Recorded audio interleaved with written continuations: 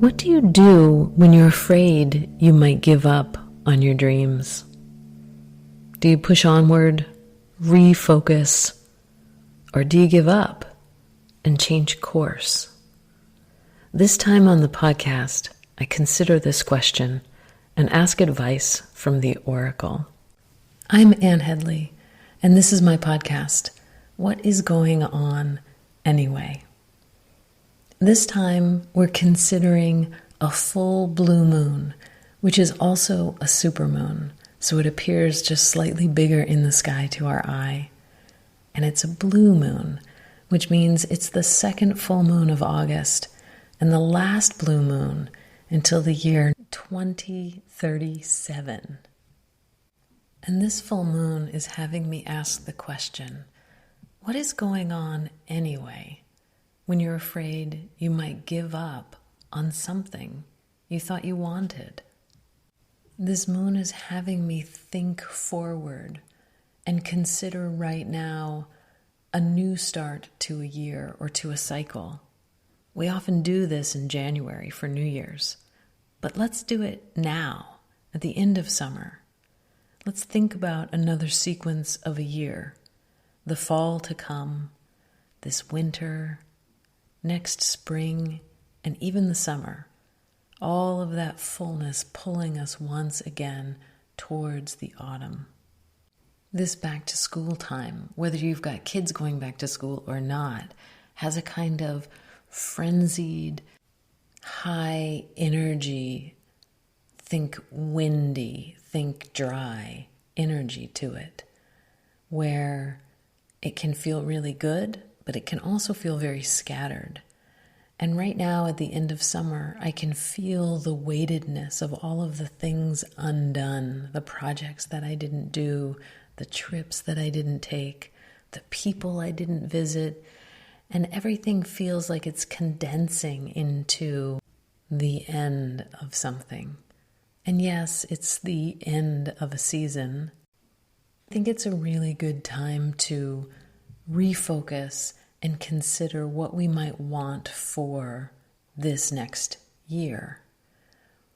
What do we want for when we know what our limitations are? It's one thing to dream about the garden that I want to have in the middle of January when the ground is frozen and everything's sort of dreamy and hopeful. But it's another thing to plan for a garden for next year when I'm facing the garden that I have now that I neglected, or the ways in which I neglected it, right? So sometimes giving up on a dream is just a kind of neglect, or maybe it's a not seeing. I gave up on a tomato plant this year by just not noticing it often enough. And I gave up on a house project. The tomato plant will die. The house project will wait. But some of my other dreams, will they die or will they wait? How do I know what's important to focus on and what things I just can't afford to neglect or not see? My last podcast episode was super challenging and I sort of wanted to give up. But I did it anyway, and I published it with all of the mistakes and all. Do you remember? There were some of you heard this. I tried to edit some of it out later, but you could hear lots of this, pages shuffling and lots of pauses and mistakes, basically. And I wanted to just throw it all in and say, forget it all. But I also really, really don't want to do that. So I'm sort of stuck in between these two versions of myself. One that wants to give up when things are hard, and the other one that loves doing hard things and being proud of the accomplishments once the hard things aren't so hard anymore. I've found with these full moons, we will get a small good thing or something that feels abundant. At least there's something rising up for us to notice. And maybe that's the abundance, the ease in having an issue rise to the surface. You know, the new moons can feel invisible, like we have to make something out of nothing. We have to make a resolution out of that dark, quiet space. But the full moons are showing us what is there for us, even if it's a difficult thing. Like for me, this full moon is about, what do I need to let go of so this next cycle of a year can make sense to me, can have purpose, so that I can see myself in this year shining with my potential and feeling purposeful in a way that isn't me just spinning my wheels, doing the things that I've always done because I am insisting on getting the same kind of validation from the world. So I have this dream, and it really is a dream of mine, that I can find inner validation and that I don't have to keep looking in the same places for that external validation, which I'm getting really tired of, the same old ways of looking for the same old approvals that aren't deeply, truly satisfying to me. So that's where that piece that I keep coming back to of, can I approve of myself? Can I follow my own desire? Can I find that adventure inside of me that I've always been longing for? And I keep thinking, like, doesn't everybody want this? Isn't everybody thinking that way? But maybe we aren't all feeling that. Maybe you aren't feeling that at all. So there's part of me that wants to say, this is what the moon is all about. But I don't know if this is what the moon is about for you. This full moon for me is asking me to sort of plan out this next year. And it does feel like I'm having New Year's resolutions. It feels like I'm looking at this year as if there's a whole new, fresh slate in front of me. And since I'm thinking of this as a start to another year, even though, this is August, it's a strange time to think of a new year, it does seem appropriate to let go of some of the plans I had. Like, I thought I was going to do more house projects. I thought I was going to repaint all my trim, and I was going to finish a floor, and there's so many things I was going to do. And, I can't completely let go of those ideas yet, even though I'm talking about letting go. But there are a couple of months left, so I'm not going to let go of that quite yet. But I will accept that it may or may not happen. There's some other dreams that I'm thinking about how I've let go of them and what I want to hold on to. I had these two dreams since I was about 15 or 16 years old. One was to be a field hockey player and be really, really good at it. And the other was to pursue dance and performance. And I didn't, at 15 or 16, have any reason to let go of either. And to be honest, for a few years there, I was doing both. And then dance started to take over even more. As I was an adult, I didn't have any reason to let go. I kept those field hockey sticks that I had from high school. And last year, I was invited to play a parent versus student field hockey game. I was so excited because I had the sticks.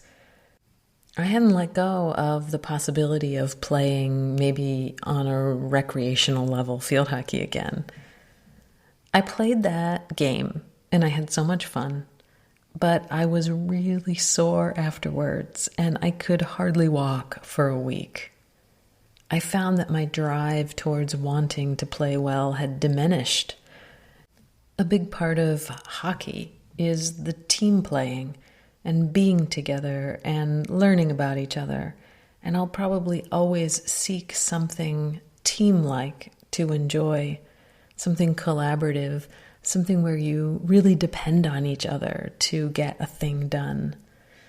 But I felt after that experience, I could really give up that dream, finally. Like it was really, really okay. I could put it to bed. And then this summer, I had another opportunity to revisit that old dream of dance and performance. I participated in a physical theater performance by Kimberly Bartosik, and she set a piece on local folks here in Rockland, Maine. And I found myself on stage again, wondering if I would like it, wondering if it would still have some spark for me, or if it would be like my field hockey experience, and it would be an old dream expired, or completed, or finished. Curiously, this was also a very physical experience, and just like that field hockey game, I couldn't walk properly for like a week afterwards and during the whole preparation for the performance. But this time, it delighted me. It didn't discourage me at all.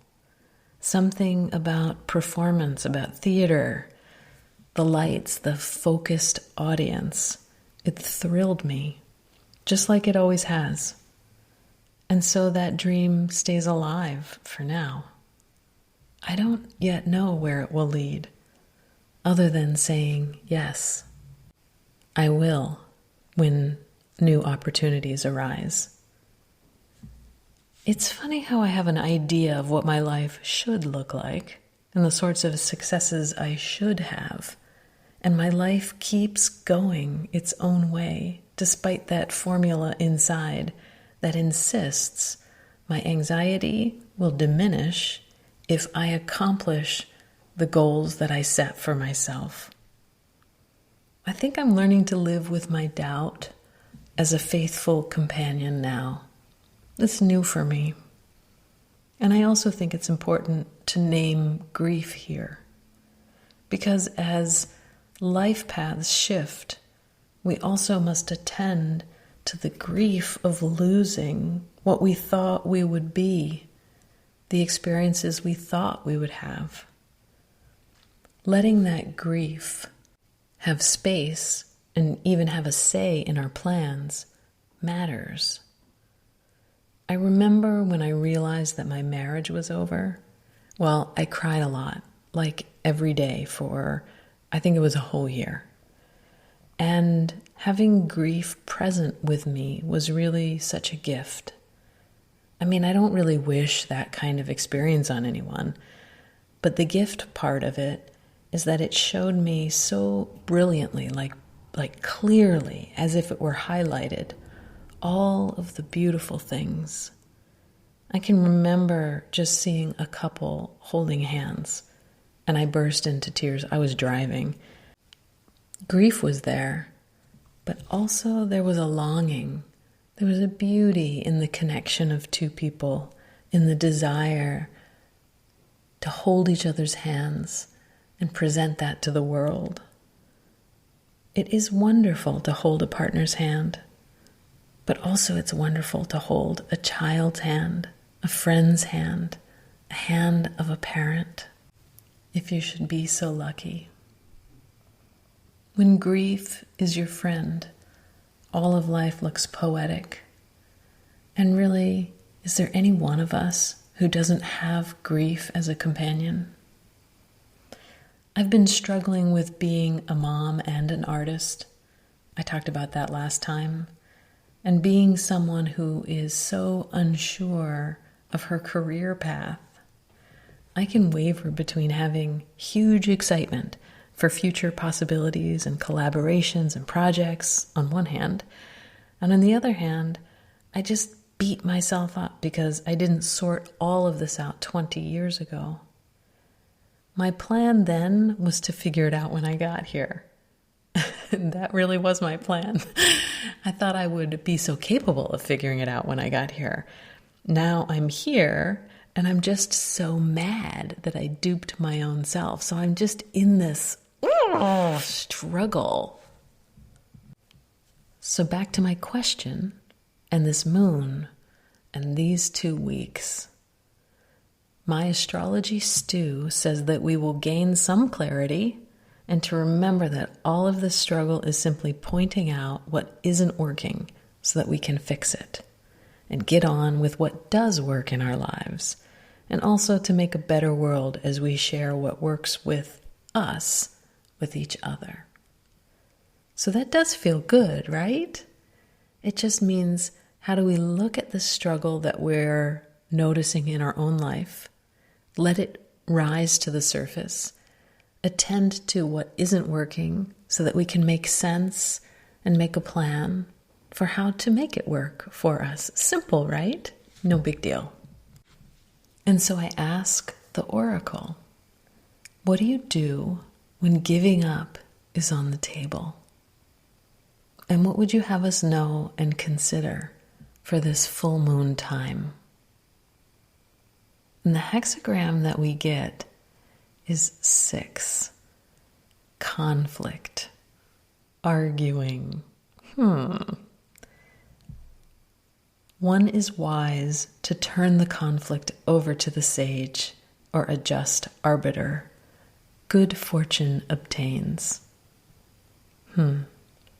So I ask the question to you, dear listener, good arbiter, what do you do when giving up is on the table? Conflict provokes strong feelings of doubt, right? Fear, anxiety, and for me, the biggest one is impatience to resolve the situation. All I want to do is not feel that feeling of conflict. All I want to do is figure out how to resolve it so I don't have to feel that horrible push and pull that I'm describing. If you act under the influence of these inferior emotions, you will severely complicate the misfortune. Return to neutrality, acceptance, and detachment. Only then will you be able to meet the opposing forces halfway. Not recoiling in anger and condemnation, not pressing forward for some unnatural change in things, but waiting calmly in the center until the higher power provides the correct solution. I guess for me, the correct solution is the one that gives me that feeling like I knew I could drop the field hockey. I knew that the performance still had a charge for me. It was like, which one feels warm? Which one feels like there's a kindling fire waiting for me? So I don't know if that's an answer, but that is a way to direct my focus. The I Ching teaches us that all conflict is, in the end, inner conflict. Through balance, patience, and devotion to inner truth, we rise above every challenge.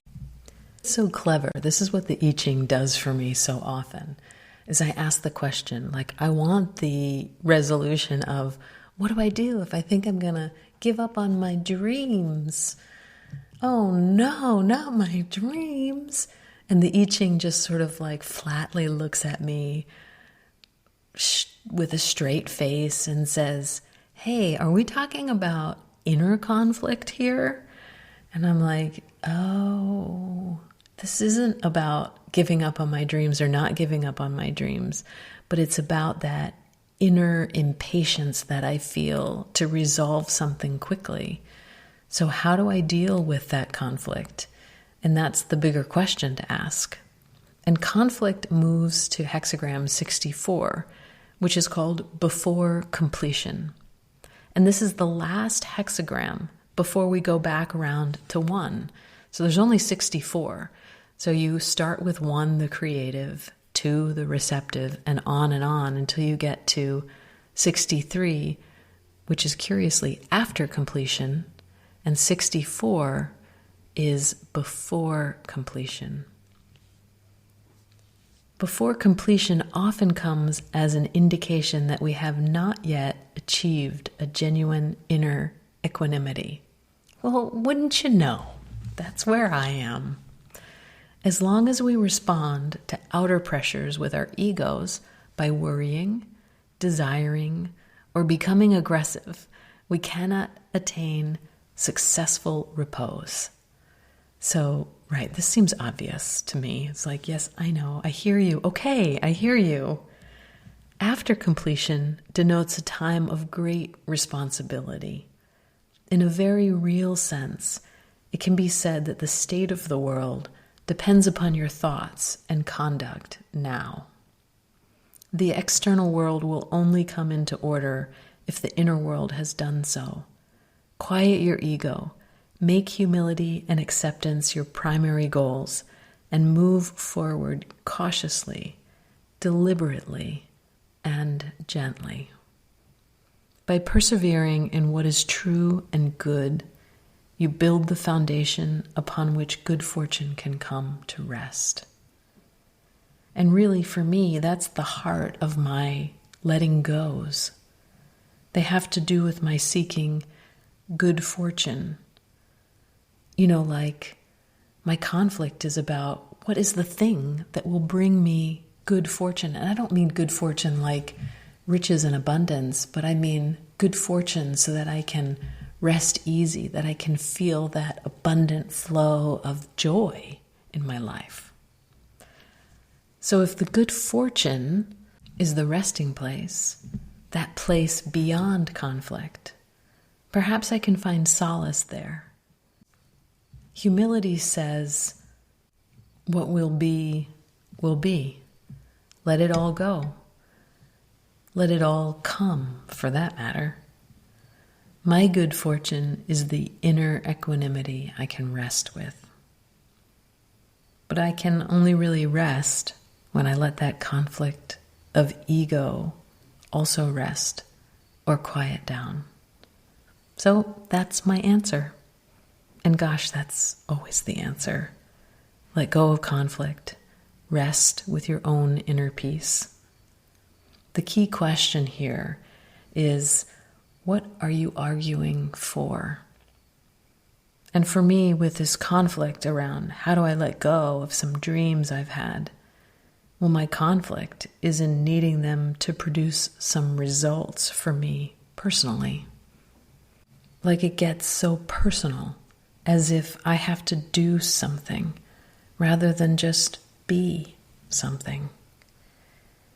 Maybe I'm the old lady who buys the local hockey team warm-up parkas because she goes to all the games and she noticed the girls were cold when they weren't playing and fall was turning colder and colder. This is a true story. She was an anonymous donor for last year's hockey team. That's one way of a dream continuing. The other question is, if you can't win this one, what else can you do? So if I can resolve my dream and my letting go of dreaming, what's left? Maybe just being. Maybe just being with those dreams, noticing them like watching clouds in a beautiful end of August, beginning of September sky. Sometimes the journey feels very long, other times too short. Our hexagram moves to 64, and this is a nice place to end because it's the last hexagram. Here at the very end of the I Ching, nothing is settled or complete. Everything is in flux. As long as we are with life, there is change. And no transition can be the end. Everything is in place, and then nothing is in place. You arrive, yet you have barely begun. All that completes is the cycle itself. As is with our dreaming. One dream only leads to another. There is no end to this thread that binds us. And with that, I leave you to navigate these next 2 weeks with grace and ease. May you be well, and may you know peace, both inner and outer. These podcasts are supported by listeners like you, by private donations, and also on patreon.com/watermoonstudios. Thank you so much for being here. Do you know how grateful I am that you're listening to me? I've set myself the goal of making a podcast every 2 weeks for the entire year, and I'm about halfway through. And I'm finally ready to reach out to you and ask you what you think. I really do want to know. I've promised myself this year of moons to discover my podcasting voice and my style. I really love this medium and I want to keep going. But I need your help. I need to know what you like, what you could do without. Do you want a longer podcast, a shorter podcast? I'm ready for your feedback and your reviews. So please reach out to me at the podcast homepage, whether you're finding it on Apple Podcasts or Spotify. You can leave reviews both places. And don't be afraid to leave a voice message. You can do that through the Spotify page, and then I can use it on the next podcast. If you want to hear your voice here, that could be fun. Thank you for being here. Be well. See you next time.